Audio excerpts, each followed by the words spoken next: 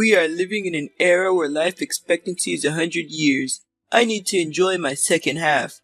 Hey, housekeeper, wash and iron this.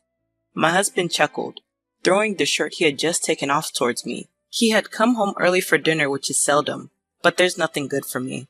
What's all this suddenly? Did someone say something to you? I sighed as I caught his shirt. It's nothing new for my husband to treat me like a housekeeper, but it still stings when he says it to me directly. However, it's too late to change him, so I swallowed my discomfort. Reeking of alcohol, my husband took a seat at the dining table. Oh, it was the boss. We had a company party today, and the boss said that life is 100 years, so 50 is just a halfway point. I see. So it was the company's boss who planted that idea. My husband casually started picking at my dinner as he continued talking. Hey, housekeeper, I need more booze and some snacks. I had planned on having a simple meal since our daughter wasn't home due to working late. It seemed like my meal would be gone in an instant. Could you please not eat that? I hurriedly tried to stop him, but he just ignored me. Reluctantly, I began to prepare some snacks and extra food for myself. I'm Kayla. I'm a 42-year-old office worker. It's been more than 17 years since I married my husband. Nowadays, he doesn't even call me by my name. He just refers to me as the housekeeper. It seems like from the beginning he wanted a housekeeper and not a loving wife. I had met my husband in a bar when he picked me up. At that time, I had undergone surgery for a uterine condition and was unable to have children due to the surgery. So I was planning to spend the rest of my life alone, working. But then my husband approached me in a bar where I was drinking with a friend. I was charmed by his light-hearted and lively personality, and he told me it was okay that I couldn't have any kids. I was moved, thinking he loved me, but I never imagined that he only wanted a housekeeper and didn't need kids. Additionally, my husband, who loves drinking, was out almost every night, so I had no idea he had a grown-up daughter. His daughter, Emily, was 9 years old at that time. My husband was rambunctious when he was younger, got a girl pregnant at 18, married her, and divorced in less than a year. The young couple treated their daughter like a burden. Both refused to take custody of her. Emily was raised by my in-laws. Despite her complicated circumstances, Emily was a very good and obedient child. When Emily met me for the first time, she asked, "Are you going to be my mom? Will you stay with me forever? Will I have a brother or a sister?" One question after another. I'll never forget the look in Emily's eyes at that moment. Emily, who was in the 4th grade, understood that her family environment was different from other kids, and she seemed very lonely. She seemed to believe that by me marrying her father, she could finally have the normal, happy family she craved. I'm sorry. I love children, but due to my illness, I can't have babies. But instead, I promise to take good care of you, Emily. I see. Yes, I understand. I'm happy. You're my mom, just for me. Emily smiled, a relieved and incredibly adorable smile. My in-laws doted on my husband during his upbringing since they had him late in life. But they seem to love Emily even more since she's their only granddaughter. They didn't think highly of my husband, who treated their precious granddaughter so poorly. Initially, they worried I might be the same type as my husband's ex-wife, and that Emily might get hurt. They had complicated feelings about me. But my elderly in-laws needed someone to take care of Emily, and that's where our interests aligned.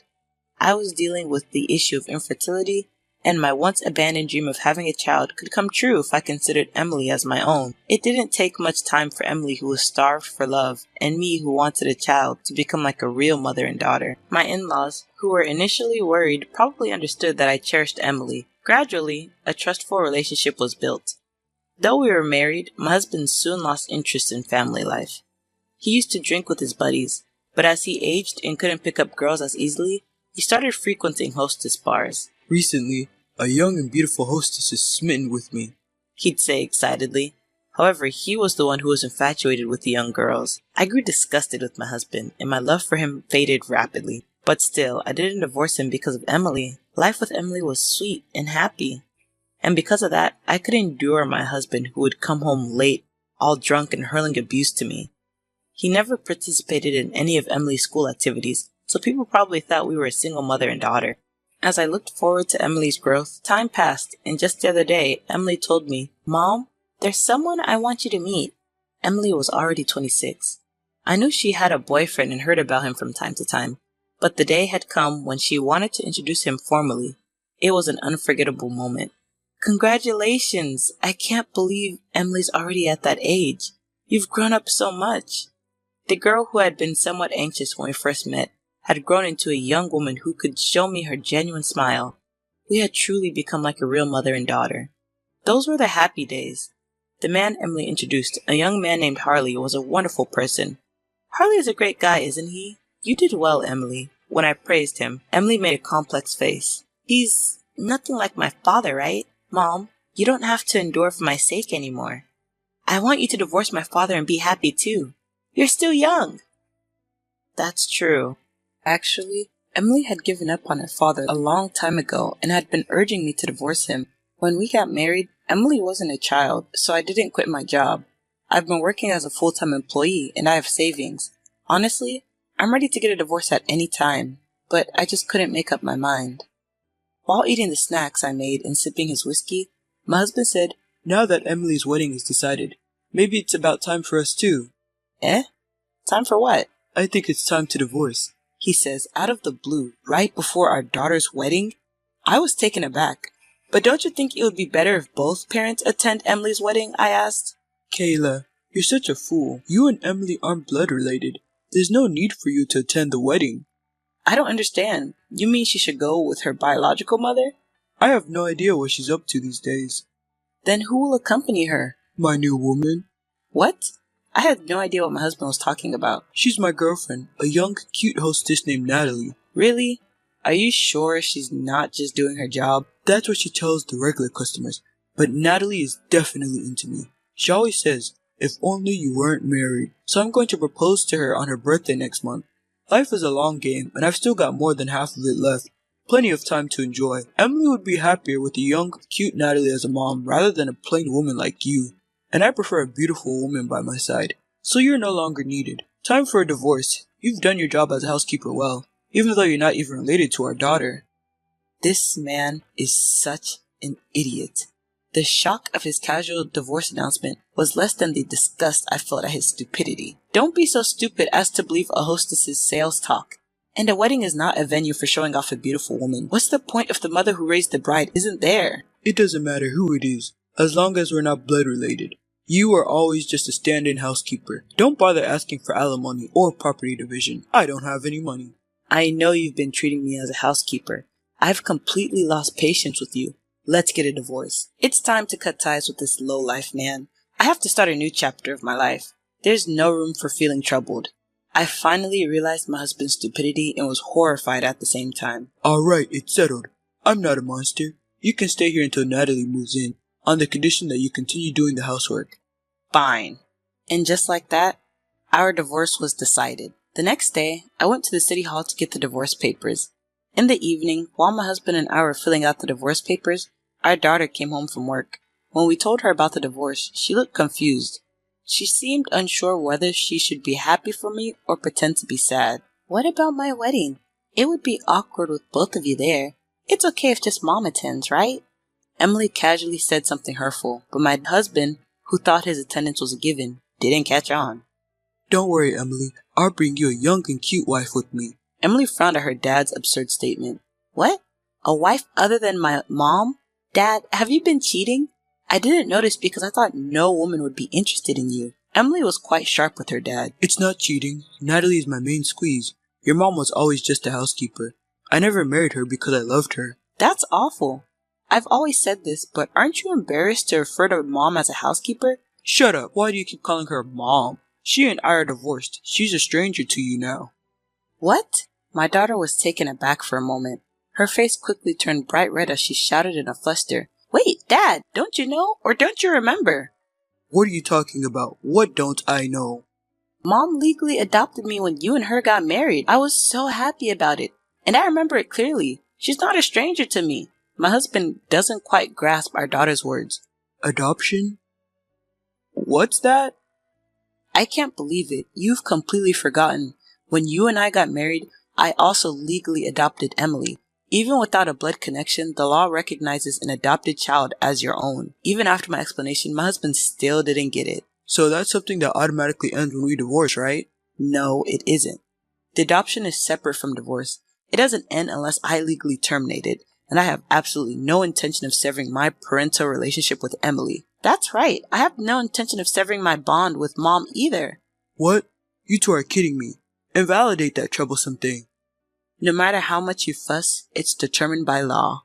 I was thinking of taking Emily in and raising her if it came to that. Emily, knowing that even if I divorced my husband, there would still be a way for her to be with me, encouraged me to divorce for my own happiness. The next day, I submitted the divorce papers and the divorce was finalized. But I was still living in the house. With over 17 years of life in it, there was quite a bit of stuff to sort out. When I contacted both my parents and my husband's parents, they were all in favor of the divorce. However, my husband's parents strictly told me to make sure I got alimony and to divide the property. They also advised me to sell the house we were living in and make some money from it. Even though he was their own son, they seemed fed up with what he had done to their granddaughter and me. Then the next day, Hey, I've decided to remarry you. What? At dinner time, my husband came home and said that out of the blue. Emily and I were wide-eyed. What happened to the young and cute Natalie? She wasn't at the bar today. When I asked, my husband answered briefly. Emily and I didn't understand what he meant, so we waited for his explanation. She quit her job at the bar and she's gone. My husband repeated almost the same words again and again, but Emily and I kind of got the gist of it. Apparently, my husband's belief that he was being loved by a young girl was a product of his inflated ego. Emily was the first to burst out laughing. Dad, she wasn't into you at all. Emily was laughing so hard that tears were streaming down her face. Well, is that so? I couldn't help but smile and was at a loss for words. I didn't know who Natalie was, but seeing my husband looking downcast was refreshing. It's no surprise a young girl isn't seriously into a middle-aged guy like you. She never even considered you in the first place. Emily was laughing hysterically and my husband was getting angry.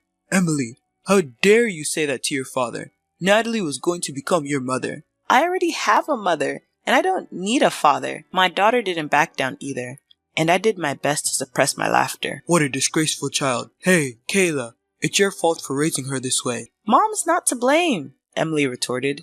I got the brunt of my husband's misplaced anger, but my daughter quickly defended me.